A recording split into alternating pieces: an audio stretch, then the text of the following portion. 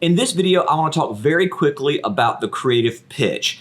Now, whether you work in video production or graphic design, whether you're a photographer or a developer, you want to put out the very best work possible, work that really showcases your client, really has high production value, and will really garner the attention that your client deserves. And that's admirable. That's what we all should be doing. But in your quest to create the very best work possible, don't neglect this one important thing, and that's the client. And what do I mean by that? Well, oftentimes we as creatives, not only do we want to create the very best work possible for our client, but we also want to create work that we can place on our own show reels inside of our own portfolios, because that award-winning work will help us to get future business. Now, you may have the very best idea possible for your client. It may be completely unique. It may be something that's really going to showcase your skills as a creative.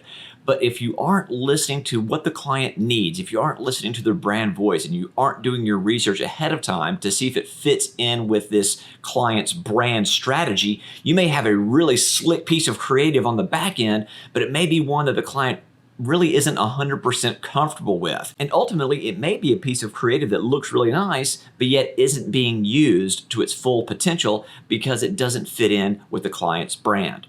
Remember, you are the expert here, and the client is relying upon your expertise and your experience in the field to try to lead them in the right direction.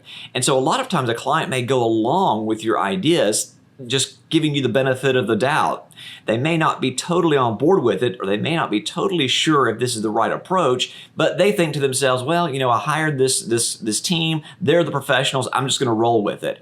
Only to find out when they get their end result, it isn't exactly what they hoped for. So it's up to you to create a project that not only succeeds creatively for the client, but also succeeds strategically as well.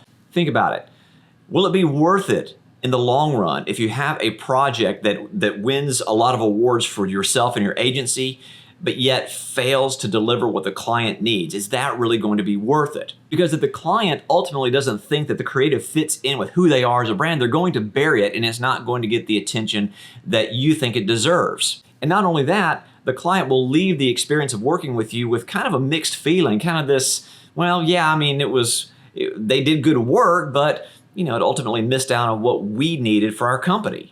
That's also why it's very important throughout the entire production process that you update the client, make sure they approve of everything that you're doing, and sign off on the creative so they are fully on board and you are fully transparent with what it is that you're doing so that there are no surprises later on. And that's it. Just one piece of advice I wanted to share with you about the creative pitch process. If I've left out anything, please let me know in the comments. Leave your own suggestions there, things that have helped you in your own client relations. As always, click subscribe so you know when new videos are posted, and you can always connect with me on my website at clinttill.net. Thanks a lot, and I'll see you next time.